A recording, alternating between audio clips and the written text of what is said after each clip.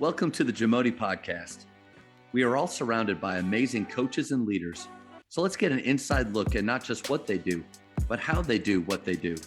After all, becoming the best versions of ourselves is JAMODI, just a matter of doing it. So part of doing this, it's been really fun, is I'm going to create a pretty big a spreadsheet of shooting games, because I think every coach has their one or two that, man, there's so many good ones out there. But if I could choose, like, what would our kids want to do, or this is my favorite one. So, Coach, what's your favorite shooting game? All right, and it's probably one everybody always does, but we put 2 minutes on the clock. Most teams go so it's a ball and a partner, and you start in the left or A corner. Got to make two in a row. Move to the wing. Got to make two in a row. Most people go wing, corner, the 5 spots. Mm-hmm. Our kids do it in 6. We have 6 spots, so we go corner, wing, slot, okay. Wing, corner, which is no big deal. But it added another. We when we started it, we had too many kids making it, and I knew they weren't that greatest shooters all the time and going farther. So we just moved it to 6 spots instead of 5. I love that. It's the only individual stat chart that's on a wall, and everybody who goes, nobody can see it outside of our locker room, but freshmen through varsity, everybody sees who that is. And so we call it Celtic. Okay. And, and I know I stole it from Peeler at Highland Park because he has a million of them stuff, but we do a bunch of them, but that's my favorite one. And so right now, even today, I printed off. So we've kept up from last spring through the summer and the fall. And so there's a total for summer and fall.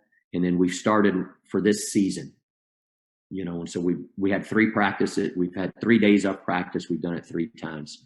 And so one kid has 3, some 2s, some 1s, some 0s. And so that will stay up all now, year. when you say 3s, 2s, 0s, how are you scoring it? If they make 2 from each of the 6 spots in 2 minutes, then that's counted. They made it. They have that many completions. 3, 2. Yeah, that makes sense. I'm sorry. Yeah. No. That's so okay. That kid has made, this one kid who has 3. I've got one kid that's 3 for 3, and so he made 2 shots in a row at 6 different spots in 2 minutes, 3 different times. Awesome. And so, and then we keep with that a personal best, a PR, and then a school record. And so that kid set the school record at 14 spots just 2 weeks ago. And so wow. The record had been 13, now it's 14. So that's big and bolded, in our locker room. But every kid, they don't just stop when they get it. They keep going. They're trying to break. Making it is 6 2 in a row. But go back and keep, or do you go across and start again, or do you just go back? No, they stay with there. They got to make 4. They make 2, and then they got to make 2 more. Yep. Come back. So we do a shooting game called Beal shooting, which it has the same, but it's the 5 spots. You got to make 2 in a row, and then you get this. You go to your favorite spot and shoot bonus shots after that. So you have to conquer it. But I love the idea of, we don't shoot middle or top of the key 3s because we're offset. So our flow has 2 alleys, right? And so the slots, like, that makes a lot of sense. So I'll tell you, tomorrow during athletic period, we will do Beal. But for the first time ever, it's going to have the corners, wings, and slots, because I don't know why I never thought of that. Like, that's how we play. So why am I having a top? We are too. We're that way. 4 round 1, or most of the time, or we're in those spots more than we are right at the top. Yeah. But that's and it's no, for us, and this is what we do in math with our number system. We either PR or we PU. I mean, we either stink or we get a personal rate. We're trying to get a PR every time that we do it, is what I want. That we want something for them to get up there. And so for some kids, 6 is a personal record. That's it. If they can get to 7, they're fired up about it. That's awesome. But then, all right, so that one sheet of paper is on our in our locker room, and I have during a timeout pointed out to everybody, have you looked at that board lately? Yeah. If have you even glanced at it? Because that one more to that kid who's at the top, when you shot a contested one, or you even shot one, then that's something that we don't have to say a lot, but it's pretty obvious of who we want to shoot the ball more than the other guys. And so I think that's a hard thing to tell kids, that you can't, green light and yellow light, and there's all kinds of rules and stuff. But out of these dozen kids sitting right here, have you looked at the board on who needs to shoot it more? You nailed it. You nailed it. Shot selection is probably one of the most personal things to players. They really don't like to hear anybody say that's not a good shot. You can't, that's not your shot. Don't shoot that. So that's tough. Especially the confidence and how shallow it is for so many kids nowadays. But it's also one of those things I think a majority of coaches struggle with, creating a real sense of role identification with shooting and where they should come from. But you nailed it. It's having any game, but one or more games, but that are charted often. So like we will only chart down a few games, but every game that we play, they will be saying out loud what their scores were. Mm-hmm. And you're right on the money. It's like hitting them over the head with, okay, 36, 35, 62. Like, okay, everybody got that? Every day they're hearing where they're at compared to their teammates. So when I say, hey, you know what, that was almost what we would call a 7, a wide open shot, almost a 7, but he's open for, and that dude's sick, you're right on the money. And we do the same thing. We shoot every game's competitive, or every shooting drill is at least competing against the Gatcher basket or your score or time or all the stuff that everybody does. And so we do more than that, but that's the only one that we put that we see all the time. And then everybody I'll talk to, we shoot a 3-point drill at the end. We call the drill end on a win.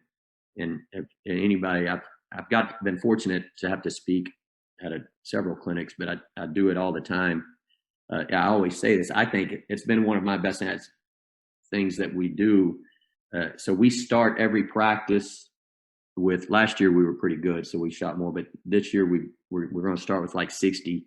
And so it's just I don't care how you do it. You can make your own drill up, but ours is our, 3 balls on one end, 2 on the other end, and 1 pass and shoot threes. And we got to make 60 in 5 minutes as a team, all of us. And that's what we start with. But if we have a drill at the first of practice, it's called 4 on 0. It's just a get loose drill, 40. It's really 37 layups, 2 threes, and a dunk. We got to get it done in 4 minutes. They know the system. They know how it works. And if we don't make that, we add 5 for each one we don't get. We just go through a time where we can't make threes. Then say we ended up with 39 and we didn't get to the dunk. So now we're at 65 at the end of practice. And then I keep up with that throughout practice. And if a kid is in the wrong position defensively or doesn't block out, I'll add 1. If they take a charge, I might take 3 off. If we do execute real well offensively, we'll take some off. I can kind of control it, but that's the only time we're going to run, is at the end of practice. If we don't end our practice winning, it will be painful at the end. And that's the only running. We don't ever line up I don't even do that for punishment very often. Yeah. I haven't done it in years.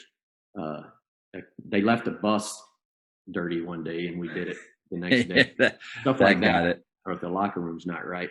But anyway, that concept for me has really helped, so that we can talk about, hey, it wasn't what happened at the end that caused the problem. We put ourselves in this situation with what happened at the beginning because we didn't do what we were supposed to do. We didn't come ready to get after it. We didn't come, and throughout practice, we had so many errors that created this goal. Now we got to make 76 or whatever it is. And the other day we had to make 72. I was trying to make them run and they made it. They got there. And so part of it is that. And so, but anyway, that concept of ending on a win, and you have a chance to fix everything that you did in practice. Yeah. But if you don't, that was the problem. I think that there's something powerful there with one, they want to start with excellence because they want to make winning at the end easier. But they're human and they're kids, they're going to screw up, but they have opportunities all throughout practice or the game to right that wrong, to make up for it, or to dig themselves in a deeper hole. And so I think the game within a game, in that concept, even during that 5-minute drill, they always start. It's a good jog. They run down there, they shoot it. But at the end of a minute, if they've only made 10 and we've got to get to 68, okay, now they start moving a little more. Now they start passing it quicker. You know, they help each other. They encourage one another. You know, and we make a big deal if we make all 3 shots on one end. You know, that's a great trip for us. And, yeah. You know, anyway, I just think that, like you said, it just keeps that winning culture, I hope, throughout the whole practice. Thank you for checking out today's episode. Please take a moment to subscribe to this podcast, share it with your fellow coaches, and find us on social media for what's coming up next on the JAMODI podcast. It's just a matter of doing it.